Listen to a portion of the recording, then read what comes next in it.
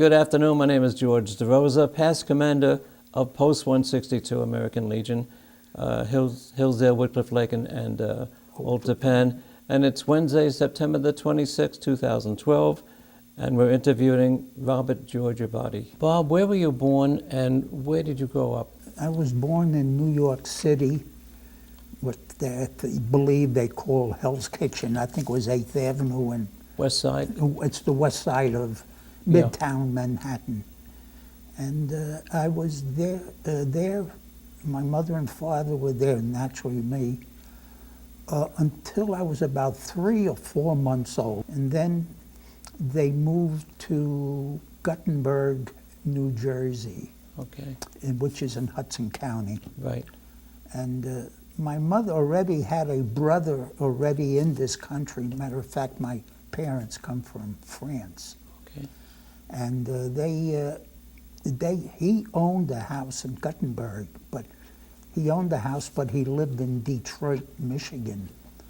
And that's where we moved into. My mother and father were told to take care of the house, and whatever you need, you got. And I went to grammar school in Guttenberg, and then I went to Memorial High School in West New York, New Jersey. That was it was a vocational type school at that time, mostly for different trades. I graduated from there, and I believe I was around 19 years old when we then moved to Fairview, New Jersey, which was Bergen County now. And that's where I was drafted from, from Fairview. Yeah, what branch of the service did you go in? And as you mentioned, it wasn't by choice, you were drafted? I was drafted, that's correct. What branch?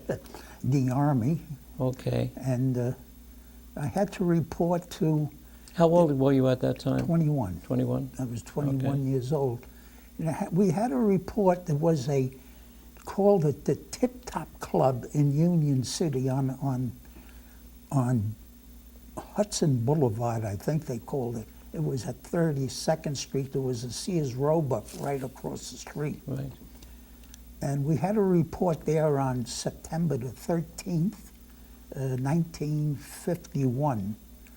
And from there, then we were shipped to Camp Kilmer, New Jersey. Right. Yeah. And where did you take basic training? Okay, from there, then we were shipped out to Camp Chaffee, Arkansas, which is about 8 miles outside of Fort Smith, Arkansas. Yeah. And how long was your basic training? Basic training, if I can recall correctly, was 12 weeks. Okay. And I think I had, what they did then was to give after basic, we had to take an IQ. And I don't remember what I had on it, but I felt kind of bad about it because I saw a lot of people ship out and we didn't. Right. But then we were notified, well, we're going to hold you back because we have a certain school to send you to, which was a radio school. And that lasted about 12 weeks or 16 weeks. I understand the school was right at Camp Chaffee? That was right at Camp Chaffee, right. And then from there, when you finished this radio school? This radio school, then I had 2 weeks furlough to come home. Right. And after the 2 weeks furlough, I had to report to Fort Lewis, Washington, right outside of Seattle. Okay. And then from Fort Lewis, Washington, you were sent to? To Japan. Yeah. We had, it was a converted Liberty ship, I always remember it, the Joseph P. Martinez. Okay.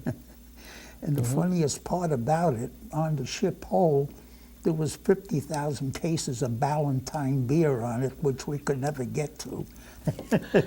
Yeah, the Navy is pretty strict on alcohol. And, we left Seattle, we had to stop in Nome, Alaska to let off some certain men. Then Hawaii, some certain men got off there, and our stop was at Japan. It went to Yokohama. And when in Yokohama? And what did you do there? Yokohama, we were then assigned to Kuri, Japan, which was a city on the mainland, and there was an island off the mainland called Itajima. It's not, don't get it confused with Right. the other Right. from World War II. And that was a converted, it was a Japanese Annapolis at the time of the war, and was taken over by the U.S. government. And we had to go to school, back to school for further training of radio Right. school. And that lasted about 14 weeks, I guess. And you mentioned that you guys were well treated. We were very well treated, especially there. They had quite a few different Japanese employees, you know. And the best part, I think, was the one part where I found so odd, but it cost us 50 cents a month to pull KP, and if you donated the 50 cents a month to some of these people, you didn't have KP, and they washed all the pots and the pans, so Yeah. it was quite interesting. Bob, this was 1951, and And this went into 52. 52. Right. Mm. Now, World War II ended in Japan 1945 when they 19 surrendered Yeah, to the Americans. right. Was there any sense, animosity or ill feelings between the Japanese and the Americans? I didn't feel any because when after we were shipped to Korea, we had what we called R&R, rest and recuperation, for 5 days, and that we were sent to Osaka, Japan. Okay. And I believe when we were traveling around, I think I had told you this at one time, the people were very friendly. On the train, if we were lost, they would, can I help you? Can you do? I found no animosity, and it would seem kind of strange after, you know, so many years after the bomb was dropped, Yeah. but I didn't find any, George. And you mentioned the Army gave all of you guys a book on Japanese culture. Yes, oh, that was almost like a requirement, you know, Yeah. you know, you know, a lot of these people, when they meet you, they greet you and they bow and stuff like that. So, in other words, you're in their country, try and do what they do as Right. priority, actually, you know. Okay. Yeah, but And- some things always go astray at times. But Yeah. on the And following Japan, where did you go then? okay, then that's where we shipped to Korea from there. Okay. And I believe that we landed at Busan. And you said that was near Seoul? Yes, Korea is a peninsula. It was the southern part, and from there we were shipped by truck to the forward. We found out who we were assigned to, Right. and this was the 45th Infantry Division.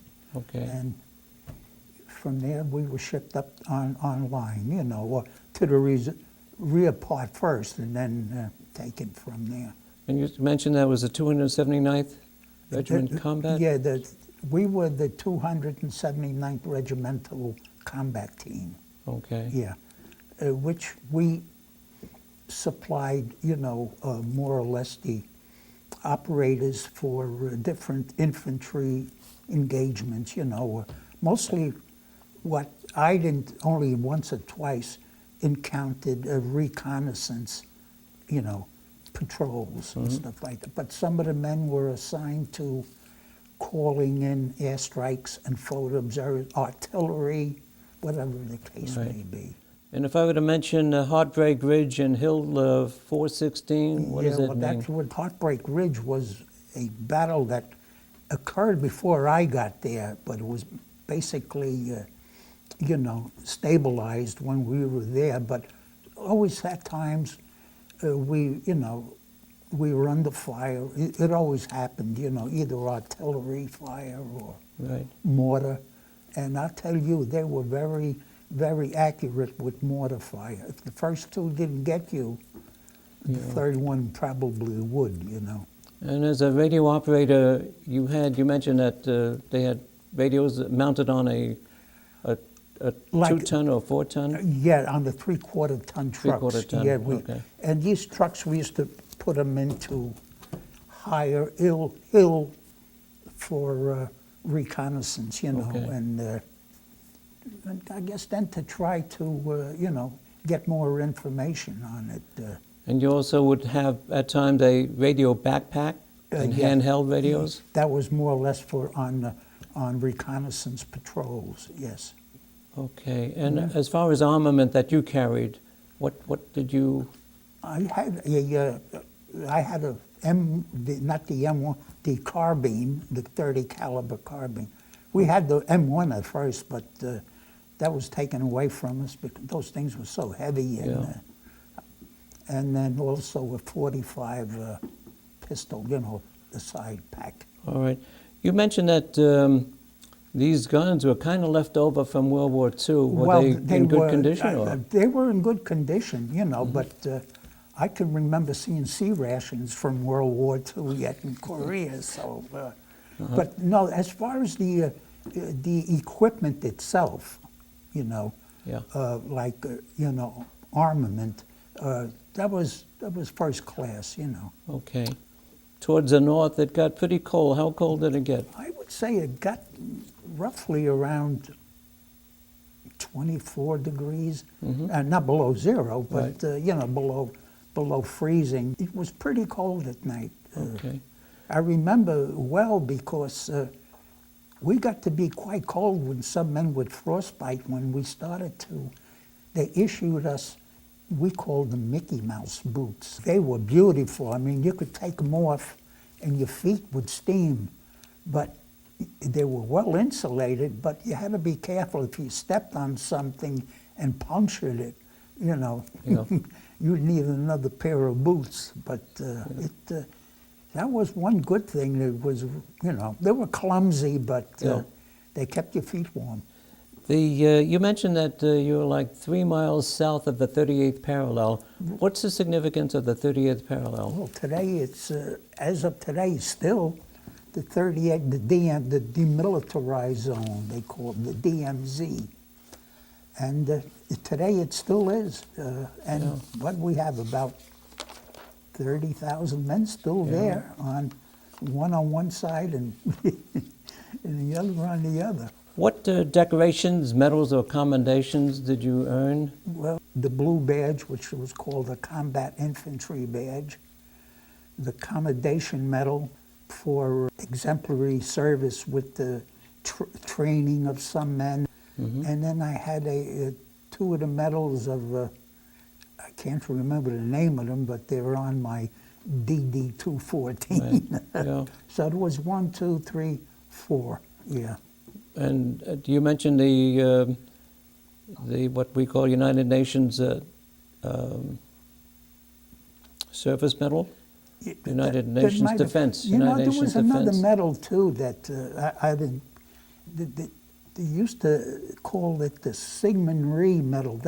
He was the president of something of South Korea at the time, but I'm not too sure about that. And what was the highest rank that you achieved? Well, when I got the Commendation Medal, I was corporal, and then a little after that, after the thing that I was promoted to, I have to say was like, they say Sergeant Tech. I think it was Sergeant First Class. Right. And that's the highest I achieved in Korea. Okay. Yeah. We all know, all being veterans, that there are some humorous times during our military career. You mentioned an incident that happened to you before you went overseas, that happened in Burbank, California. Oh, yeah. A fellow from North Bergen and myself, we were in there wandering around in Burbank, and we went to Hollywood and Vine, and we always heard about this drugstore on the corner, which was a Walgreens.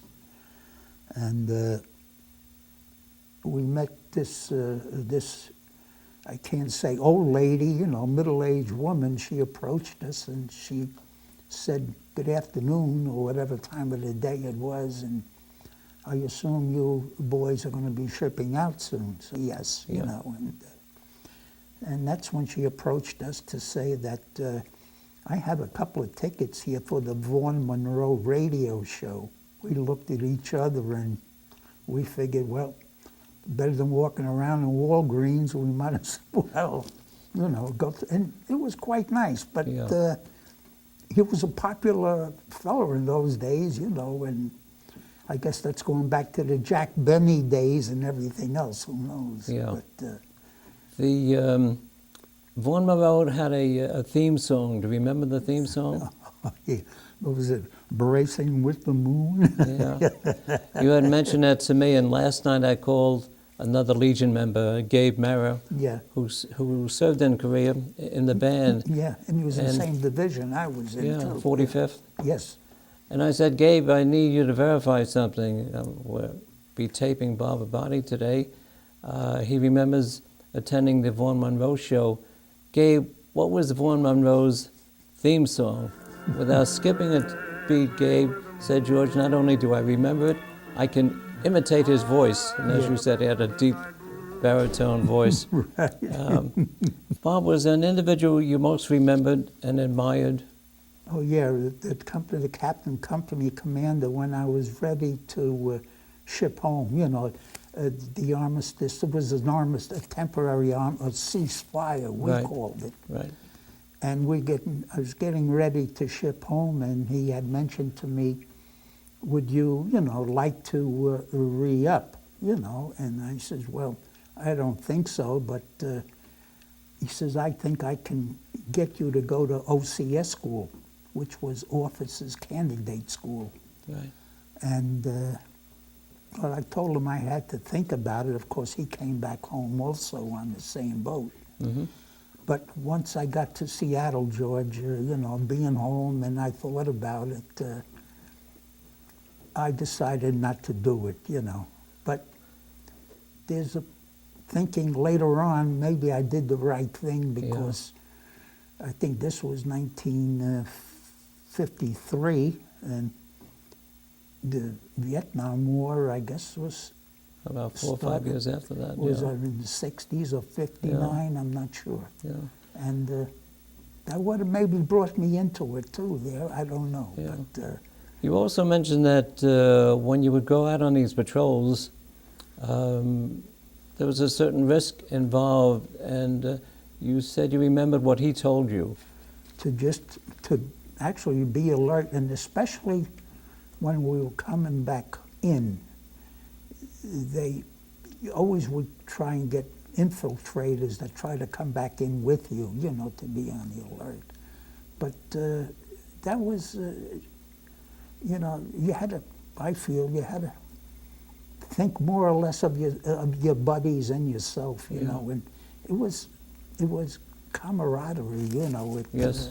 It worked out, in my case, it worked out fine, and I was with a bunch of good people. And he emphasized, just remember what you learned in your training, and you said that kind of eased the pit in your stomach. That's right. We were lucky I only did about 2 of them, the patrols, because we were quite a few of us, so, others would go out when needed and this and that. So you weren't always constantly out there, You said there was a 30-day on, 30-day off? Yeah. How did that work? We had a part where you're 30 days on the line, and you would be rotated to the rear, not too far back for 30 days, but we'd be the guards for the prisoner of war camps there. I think every veteran, when they hear the word Zippo lighter, Oh, because it was in every branch of the service, but you remembered an incident with a Zippo lighter? I didn't know the gentleman, but